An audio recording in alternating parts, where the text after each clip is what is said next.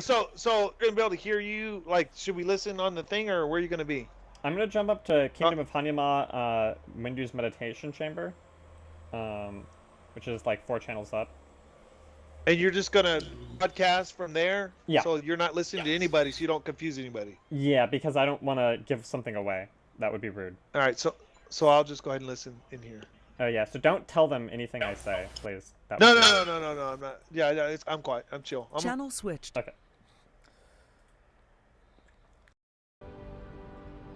Alright, so this is a 6-for-6 in-house match. On the blue team, we have Barry Halls going 3-4, Silver going Plague, Alpha going Imp, Jack going Recharge, Obi going 5 Ints, and Crack going Constant. Range Missile on the red team from BB Shop, Curtis on the red team going Nova, Boomer going Plague, Lila Pie going Recharge, and the rest of the red team is coming out very slowly. Dirty going Mutation with 1 Bile, and looks like passive shields from Fernaldo. So there's been a lot of QQ in the chat lately about VRs, and so that's what Crackshot is probably commenting on, that Curtis is going a Nova Void Ray. Some people are saying that right now the Nova Void Ray is a little bit too strong. And it's funny because some people will say that, oh, you know, Void Ray is still very hard to play in IA. And so it's kind of a point of contention in A right now. You know, I don't think it's as bad as Colossus Arbiter is on EU, but it's definitely a concern. So it looks like the Arbiters are about even on energy. Ronaldo has been taking some plagues, but he is a little bit lower right now. But Alpha is out of imps. Boomer is out of energy, so this is going to become a little bit static right now here in the base. Crackshot is really trying to push Curtis very hard, almost risking an overextension, because he really just doesn't want to give Curtis any chance to get more out of his Novas than he should. So Crackshot is trying to be very aggressive on this side lane. Not quite as aggressive as Dirty is being with Obi-Wan, you know, but Dirty right now is kind of being a little bit passive. More passive perhaps than he should, since he does have kind of the superior position on this lane, being at full health and 10 tentacles, versus Obi-Wan, who's still on those initial 5 interceptors. Alpha has another imp ready to go. Let's see where he lands it. Oh, he missed it. He was trying to get it on Boomer, but Boomer got that plague off. And so Barry is going to take some plague damage here. Looks like that's actually going to be the first plague on a Protoss ship from the red team so far. Blue team is backing up a little bit, which is leaving Crack out here. He has been going very aggressive, but I'm not sure they're going to be able to pick him off here. I think that he is going to be able to get out of here pretty safely. Meanwhile, Dirty has finally pushed back. Obi-Wan actually got him down to yellow. Obi is being a little bit aggressive here, trying to come back up, being this low, and he is only on 0.51 speed. So if Dirty comes back in again, oh, he hasn't upgraded speed. If he had upgraded speed right here and could get up on there, on Obi-Wan, I mean, he could almost just pick him up right now. But that's not going to happen, it looks like, because Dirty recognizes that he is behind the entire enemy line. Now, there's not a lot of early game kill potential right here. You know, there's Plague and missiles from Barry, but Dirty kind of can push up on the carrier without risking getting sideswept by this mid lane. And so Blue Team is maintaining a 1,000 farm advantage, but you know, I'm sure Crack is very angry that so much farm is being denied by Curtis here. Now it is 50 energy and 13 shields to drop them, which it's not very expensive for a 375 void ray. This is still pretty early. So Crack is sitting at 435 farm with his 5522, but he wants more. Because he's dominating this lane and he wants to punish Curtis for going this opening, but really there's no way for him to do that safely, because as soon as he tries to push on Curtis, DV Shop is going to rotate in from the side lane, and there's no way for his team, for his blue team, to support him right now in this situation. Wow, I'm really surprised they didn't stay on that. I mean, killing Crack right there would have been killing the highest farm ship on the blue team. So even if they traded BB Shop, for instance, it would have been worth it because BB Shop has half the farm as Crack Shop. But they decided not to do that. Instead, they are just going to immediately even up the farm here. And so this is part of the concern, right? Is that it should take a little bit of time for the red team to even up the farm after being contained like that. But that's not what happens. They've already evened up the farm, and now they have a farm advantage because so much farm was denied by Curtis, and because the side lane was dominated so much by Dirty. And so you could say that it's because Obi-Wan wasn't controlling his lane well enough. But it's certainly the case that Crackshot might feel that it's more because the VR is denying more farm than he should be able to. 6 shields from Ronaldo. No damage here. No lance. Jerry has Hardened Shield with 5-4. Alpha is staying on Energy and Imp. Minus 200 energy still says. I don't think he's gotten his passive yet. Jack has picked up Cloaking Field in addition to his 375 energy. So Isle of High also has Cloak. So it's close for Cloak here. Red Team does not have a Raven, so they have no Raven and they have no BC. So if they're going to detect, all of their detection is coming from the Obi and the Arbiter. In terms of composition then, I mean they are very different. I mean they are different enough compositions that it could go either way certainly at this point. But in some ways, I prefer Blue's composition here. It's really just a matter of how strong the VR is in this situation. So the shield cost of Nova goes up over time, depending on which upgrades you get. And so now it costs 63 shields to cast, but that's still not a huge amount of shields.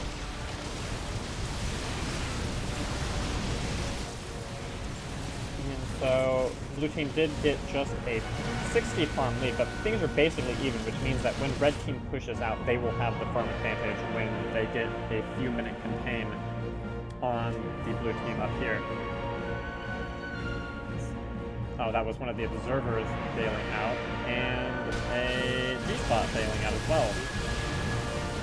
I have no idea why they both left at the same time.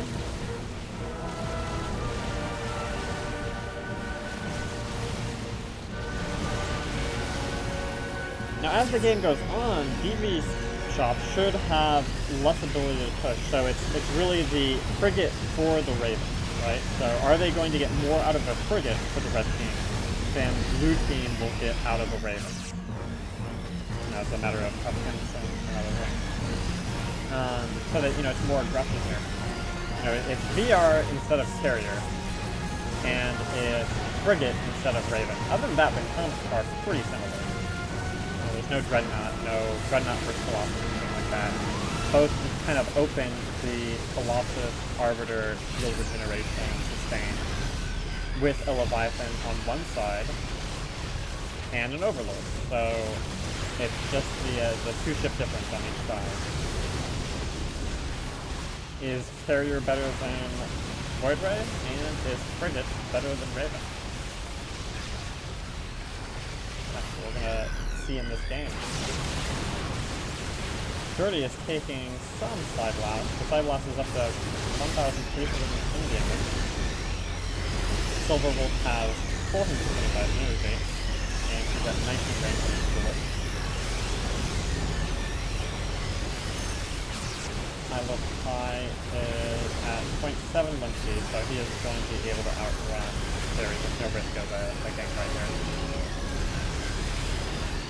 Standing here, and there's not so much aggression here in the middle that he can push back up against them a little bit without being in a huge position of risk. So blue team has pushed down now, but they're still down 300 farms, so the question is, why is that? Is it because red is going better? Is it because the composition of red is better? Or is it because Curtis is just denying some farm, you know, at 450 energy? He hasn't been going pure energy, he's been getting Chrono Rift to deal with that carrier, and Cloak, and Blink. But he does not have charge yet, so there's no huge risk of Curtis coming out and beaming some of them very quickly. He does have 0.25 speed, so he does have beam upgrade, but no charge means that all of the damage is consistent. It's 320, it's 340 damage a second from the prismatic beam, which is pretty significant for that amount of beam speed. But he doesn't have the mass energy or the shield that he can take multiple imps and maintain that beam on the ship. But blue team is nervous enough that the Leviathan is not going back along the sideline. He's staying in the middle right now. Which means that the entire blue team is right here, whereas the red team has two ships off on the sideline farming. Now there's a vortex, and DV Shop is red. He's at 700. 450. Oh, is he going to get out? Is he going to get out? He has no life, but he's getting regenerated by Isle of Tai, and he just barely manages to get out right there. Meanwhile, there's two red ships still back who are caught in this vortex, but they don't have the sustained damage right now to actually pick either of them off.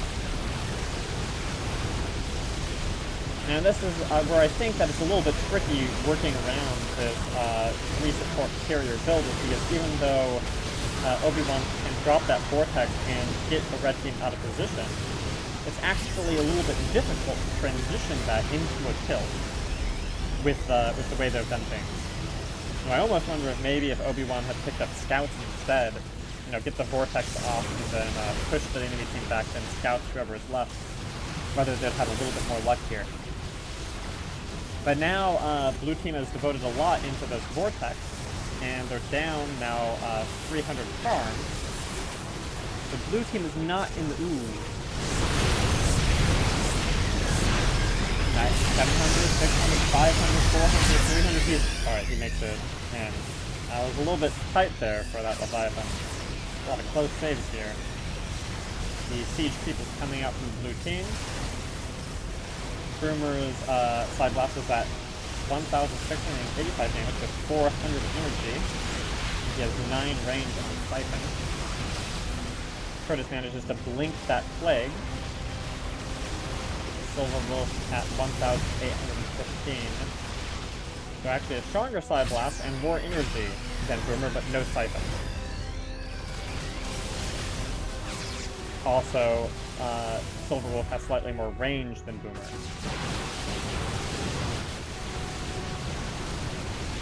And they are about even on farm, so that's slightly different styles of play right there. Ooh, Curtis is taking a little bit of damage from the Overlord, but not enough that he's really interested right now, because he does have his blink up. Although he's low on shield, but Isle of Tai has even energy for cloak. There's no risk of him dying right now. Curtis is going to take some siege kick shots, but he has enough regeneration. 3,069 over 7 seconds. But that's not a huge issue.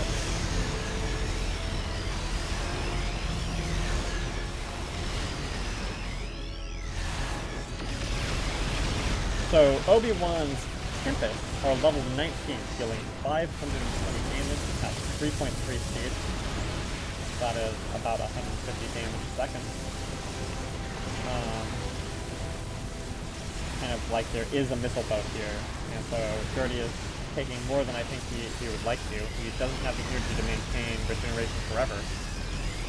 But Ronaldo is going to come out and they're going to drop these Tempests, and now Curtis is getting some beam on Arbiter. Obi takes a nuke, but he was full shield, so that's just... I mean, he's not planning to stay into a position where he's going to take any missile damage at this point.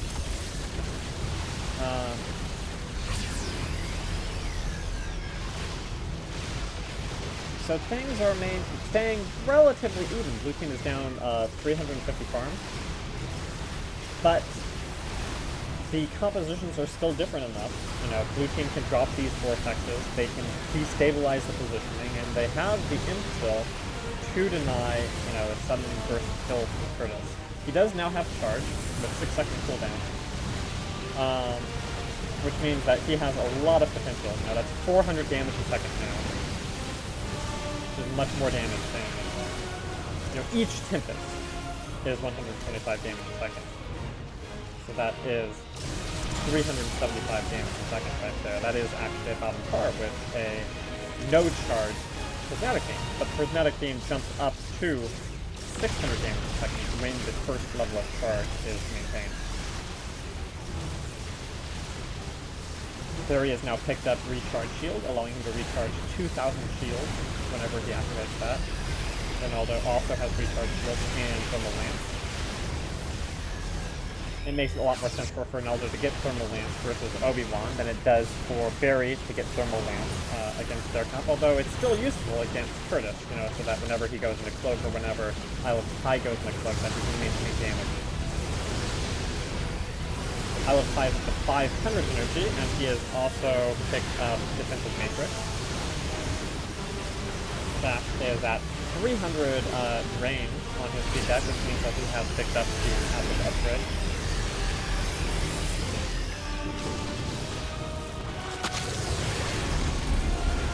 15-15 on this on Dirty over on the side versus Crackshot's 10-5. He has 7 on the Locust. Dirty versus Crackman. Crack has 500, Dirty has 900. Dirty is much more fed than Crack. Crack also has Corruption and Frenzy, whereas Dirty has Reclaim and Acid. Very different Leviathan styles. I'm not sure how much you can attribute to the L versus L, because Crack was, remember, always going up to the early part of the game against a Void Ray, who was denying him farm, whereas Dirty was against a Carrier, which was not denying him nearly as much farm.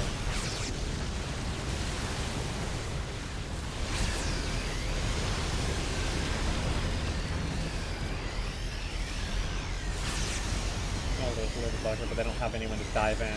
Actually, if Silverwolf had the energy, he's still at 475, and he picked up the spotter. But if he had the energy, he almost could have really made another nervous there. But blue team is now down 500 farm. So the gap between red and blue teams has continued to advance as the game goes on. Remember, you know, carriers are very thirsty ships. They need lots of farms to be very effective. So the less... Oh my goodness, Obi-Wan just stalls right there. And he's gonna eat a nuke. Oh my goodness. He's close. Oh, he goes out of close. And the team gets on the Arbiter. This is gonna be game right here for the blue team. Oh my goodness. 700 or 360 damage. There goes the... Oh man, blue team just got steamrolled. Carrier, that carrier stall was massively bad for the blue team. That's definitely not what you ever want to see a carrier do, especially in this situation where there's, you know, the potential for stasis. There's so many different ways that a carrier can die right here. For him to be on the front line and to stall, wow, that's game right there. So a relatively close game kind of comes to a sudden and abrupt end from a unfortunate series of misplays from the blue team's carrier. Well, that's game. Hope you enjoyed watching.